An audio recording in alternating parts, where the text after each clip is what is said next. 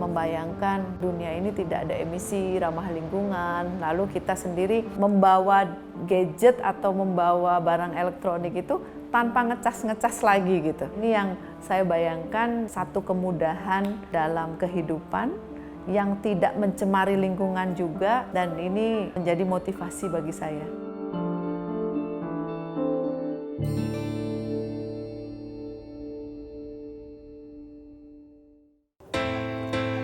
Moda transportasi yang minim polusi suara serta mampu mengatasi masalah emisi bagi Profesor Dr. Enia Listiani Dewi mungkin bisa dicapai lewat pemanfaatan teknologi energi hidrogen. Sejak tahun 1998, Enia fokus meneliti energi alternatif yang sumbernya berasal dari bahan bakar hidrogen atau fuel cell. Ia ingin membuktikan motor berbasis hidrogen bisa menjadi masa depan jalanan di Indonesia. Yang kita inginkan adalah bagaimana membuktikan proof of concept dari hidrogen itu sebagai bahan bakar yang layak dipakai di jalan.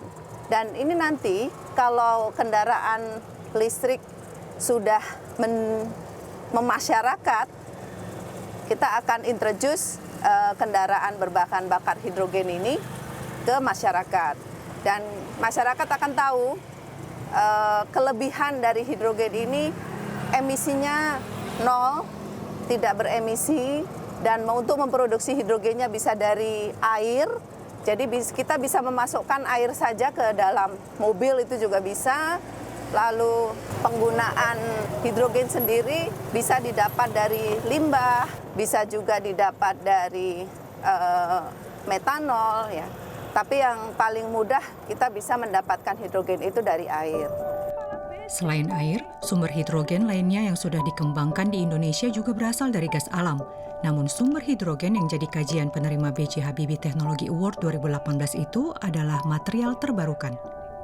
Nah, orang sering bilang, kalau sumber bahan bakarnya itu dari mana didapat?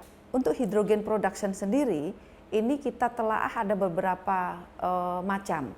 Jadi hidrogen bisa berasal dari air.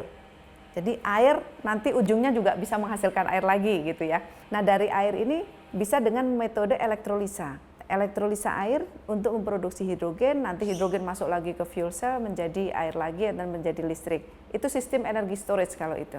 Nah, yang kedua, hidrogen bisa didapat dari gas alam. Yang seperti sekarang industri pakai itu dengan gas alam. Karena saat ini yang termurah itu produksi hidrogen dari gas alam.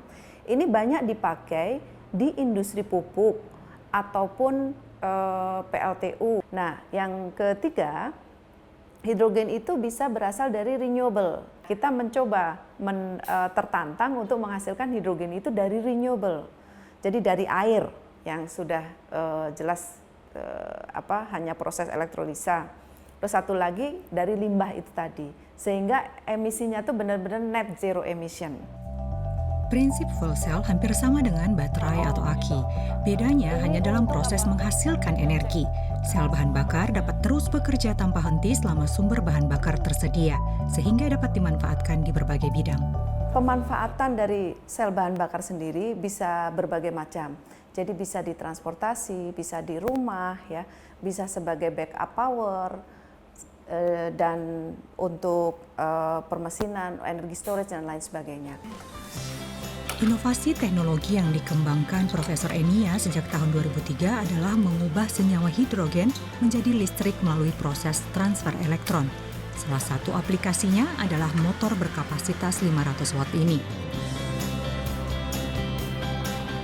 Teknologi sel bahan bakar yang dikembangkan Enia memerlukan rata-rata 1 liter gas hidrogen untuk menghasilkan 1 kilowatt.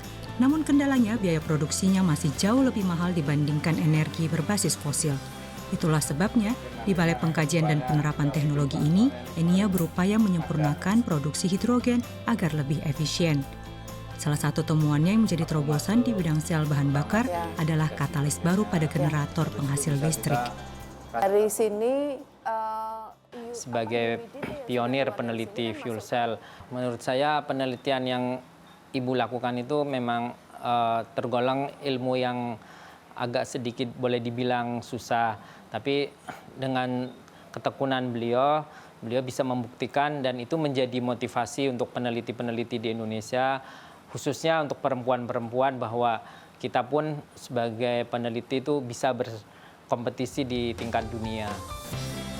Meski karyanya sudah mendunia, puncak pencapaian yang ingin diwujudkan Enia adalah mewujudkan kota hidrogen yang semua sumber energinya, baik untuk transportasi maupun pembangkit listrik, bisa berasal dari hidrogen. Mimpi ini khususnya ingin ia capai untuk ibu kota baru Indonesia nantinya. Impian saya adalah mewujudkan hidrogen city di Indonesia. Kota hidrogen itu bayangannya adalah perekonomian yang bergerak berbasis hidrogen. Jadi kalau kita terapkan di transportasi akan menjadi satu transportasi yang ramah lingkungan. Lalu kalau kita pasang di rumah juga net zero emisi, ya.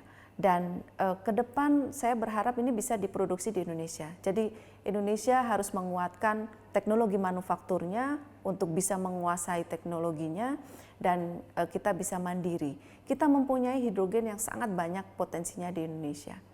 Dan saya harap ke depan kalau kita membangun ibu kota baru yang bersih dan sudah ada skema yang sangat menarik juga dari pemerintah, ini kita bisa masukkan. Memproduksi bahan bakar hidrogen secara efektif menjadi upaya Profesor Enia untuk mewujudkan transportasi yang nyaman, tanpa polusi suara, dan tanpa emisi. Semakin efisien fuel cell, maka semakin besar kemungkinannya bisa dimanfaatkan secara massal.